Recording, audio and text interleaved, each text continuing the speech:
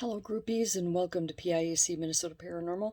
Now that the world is becoming more normal, coming to its senses and opening back up, we're seeing a lot more uh, investigations and consultation requests coming in. So that's good for the paranormal business. Want to get out there and help those poor people with their paranormal perils. But I thought it would be interesting, maybe to you. I don't know, to know how an investigation and consultation works. How do we unpack that and all those moving parts that come with it? Well, it always starts with like a phone call or an email. Usually somebody who's hysterical and panicked, they'll call because they're being terrorized and they're scared and they don't know what to do or where to go. So they come looking for us. And we're a very small team. We're 5 people. Two wish to remain anonymous, so they work behind the scenes or remotely. And so the brunt of the investigations falls on me and our paranormal partners in crime, my beloved Dee and our team member Nate. So initially, we make contact with the individual, and we have to usually talk them down from a ledge. They're very ramped up. And I try to get as little information as possible, hopefully none. And, I usually tell them or try to tell them to don't not say anything. Just tell me, some basics. Is this something that's, happened throughout your life? Did you just move into that home? Did it, the basics. Did it start when you moved into the home? Were there any changes or trauma that took place? Basic practical questions to give you an idea, baseline actually, of where the activity began and get an idea of where it came from. Now we run into a lot of you know, not so good spirits, but we do run into things like demons and poltergeists and all that kind of stuff as well. So we have an arsenal of equipment and supplies that we bring to our investigations. We have a lot of bags, primarily cameras and video audio equipment. We have several types of cameras, different cameras that are different ages, different levels of quality, different types of use with those particular cameras. We want to have a variety so that we can really investigate and really debunk. So we bring a lot of cameras. We also have, EMF meters, spirit boxes, and all those cool techie ghost things as well. But my primary tech equipment is my camera, because spirit photography is something that I have been involved with for decades. So I'm comfortable with it and it works for me. And we also record the sessions as well.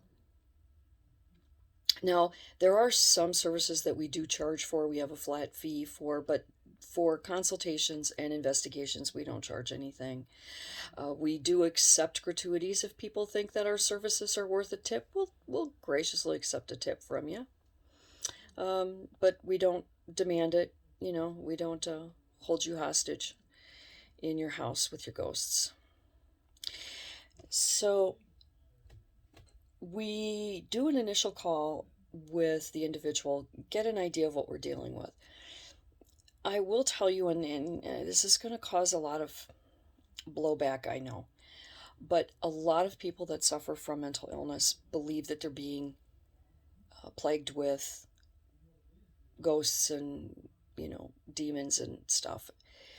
There are a lot of spirit attachments that are real common with individuals who suffer from mental illness, but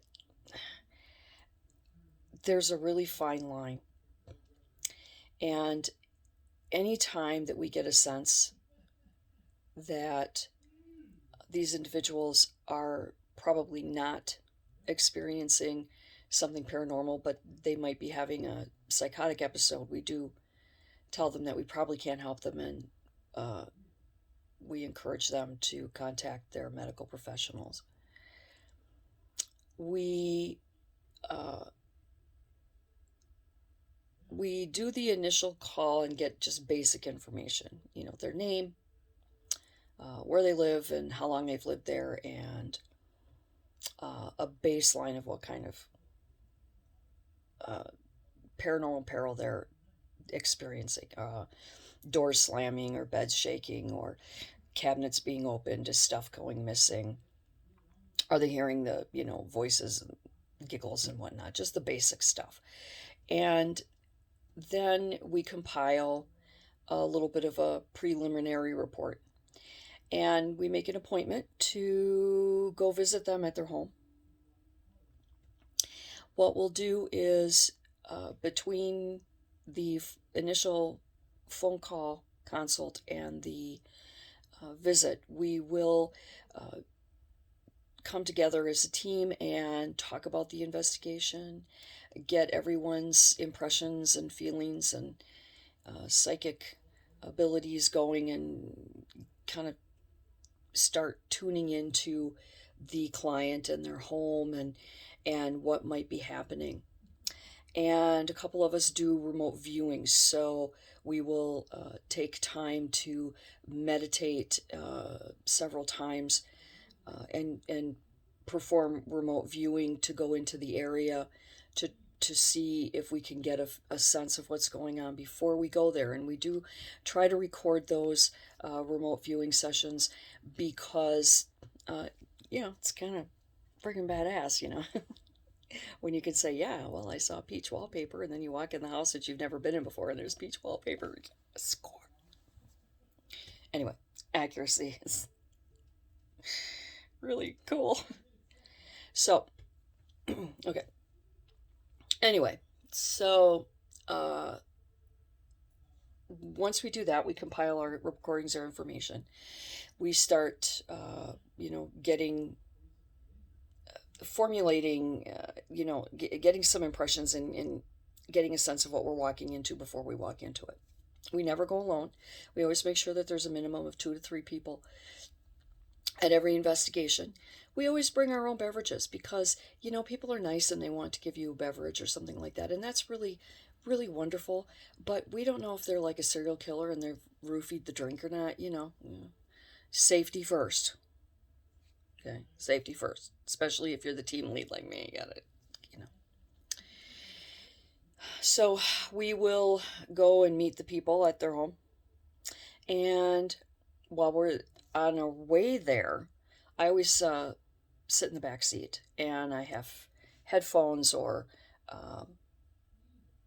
earbuds or earplugs in, or something to block out all of the noise. The car is kept quiet as they can. And I pull out my recorder and I start recording the impressions and the feelings and the senses that I'm getting, and I just let it all start to open up and flow. And I go into a meditative, hypnotic type state, kind of a waking meditation, if you will. And I start to record what's going on in my head and my mind, and start, working at it. And before I know it, we're there. And we introduce ourselves and explain to people, the family, or the client, what equipment we're using. We ask permission to walk through the house. We ask permission to open closet doors. That's all that we would do. We wouldn't, rifle through their things, because we need, because ghosts love to hide in closets, because they're, they're dark and they're cool, and, they can go, ah! So we ask if it's okay to open the door. We make it clear to them that we're recording, that we're videotaping and taking photographs. So if there's anything they don't want us to record or, photograph or anything, they can let us know ahead of time, because, we don't want to invade people's privacy. We try to keep the investigations down to 1 to 2 hours max. And we do everything we can to alleviate the problem while we're there. We don't want to make a career of each investigation and continuously go back. We're not making a career out of these clients. We're not holding them hostage. It's just, we don't feel that's necessary. We feel that giving the client the tools and the knowledge to empower them to take their home back is paramount to an investigation. And it's the primary goal of our investigation. We go in there, we investigate to identify, and then we will do everything we can to rid them of their paranormal peril. But at the same time, we will also be instructing them and giving them the tools they need. Sometimes those tools are holy water or, crucifix or rosary or whatever. They need some charms, maybe, some different types of incense, that kind of thing. We'll give them what they need to help them along. And then after a couple of days, we'll let them know that after an investigation, usually there's a lot of activity. A lot of activity gets churned up. It's like shaking a dusty rug. It doesn't look dusty until you shake it, and then there's dust everywhere. Same thing with ghosts. The house seems, one way until you start shaking things up, and then all kinds of stuff comes out of the woodwork and the carpet. So we let them know that, and we do a follow-up call to make sure that they're okay and see how things are going. We give them a few days, between the investigation and the follow-up call. And while we're there and we're taking our pictures and our recordings, we're conferring with each other to see, how the investigation is going, the impressions that we're getting, the sensations that we're feeling, any contact we're making with the ethereals or the spirits. And we come together at the end of the walkthrough when we've completed our walkthrough of each of the rooms of the home. And if we have to go back into any, we will. But we'll sit down and do a quick look at the photographs in particular and the videos to see if we get anything on there right away. Because it takes days, many, many days of reviewing photographs and listening to recordings to really pull apart what's going on. It's not something you just do instantly. We like to, give the investigation all that we can, and so it can take some time. Now, after the initial investigation, we'll give them some, we'll tell them what's going on, what we can come to a conclusion about after the initial walkthrough. And then I'll sit down and go into a meditative state. We'll turn on some recordings and we'll make contact by channeling or my psychic whammy, which is mediumship. And we'll make contact with the spirits there and get them to leave or find out why they're there. And it's usually very revealing, and I kind of enjoy listening to the recordings afterward because, you hear people going, "Oh my God, how'd she know that? How'd she know that?" I love it. Anyway. But yeah, so then we do we'll do the channeling, and then we'll just kind of sit down and kind of, de-stress for a few minutes, do a cool down there. And we'll do a blessing through the house. We'll do what we can to cleanse it of the spirits. We'll bless the homeowners or, the clients. We'll give them the supplies and tools they need and instructions to move forward. And then we reassure them that we're still here for them, and that we'll call them in a couple of days. Now, this can take, again, 1 to 2 hours, and every investigation is different. Some investigations are more involved. There's a lot more going on. Some investigations involve entire families, so there's more interviews because we do interview the families. And sometimes it's just really quick. You walk in and it's like, oh, yep, I see what's going on right away. I feel this right now. So every investigation is different. Every client is different and individual. And the most important thing with an investigation from start to finish is to remember that these are human beings. They're being terrorized by something that might not bother you at all. and that whether it's paranormal or not, and part of our job is to debunk, to determine if it's paranormal or not, and they are experiencing something, whether it's paranormal or not. So always believe them, never judge them, never make fun of them, always give them the utmost respect and dignity that you would any other human being. Even if they're completely ramped up and talking 1,000 miles a minute and can't track and not listening, do what you can to calm them down and get them back into focus. Because a lot of times these individuals that reach out to us, sometimes we can help them right over the phone. We can help them through emails and through telework. We don't have to actually go there. But sometimes we do. Most of the time we do. But we do everything we can to help them. And we reassure them that we believe that they're experiencing something. And that our job is to determine if it's paranormal or not. And if it is, we're going to do what we can to alleviate it and resolve it.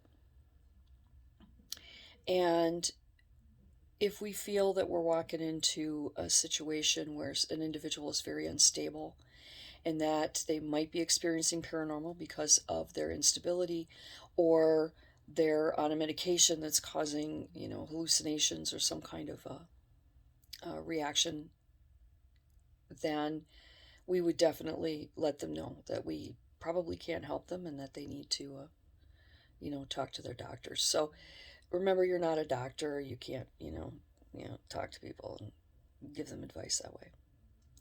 But you can, you can back out of it if you need to and tell them thank you, but, we appreciate you calling, but we aren't the ones that can help you. And just, be respectful and know that, there's no like instruction manuals on how to do this stuff, because every investigation is different. These are based on my psychic abilities and those of my team members. And we don't necessarily wing it, but, it's always going to be different. They're always exciting, and it's nice to meet these wonderful people and to feel the energy in a home change and to hear success stories. It's wonderful. So if you are interested in a haunting consultation or investigation, you can reach us at 952-855-8887. You can visit us at https paranormalinvestigations.co, not com, co. And we will get back to you as soon as we absolutely possibly can, because we're all working schleps here. We all have that 40-hour ball and chain work week, so we'll get back to you as soon as we can. And until next time, may you be filled with the light and love of the universe, and always do good.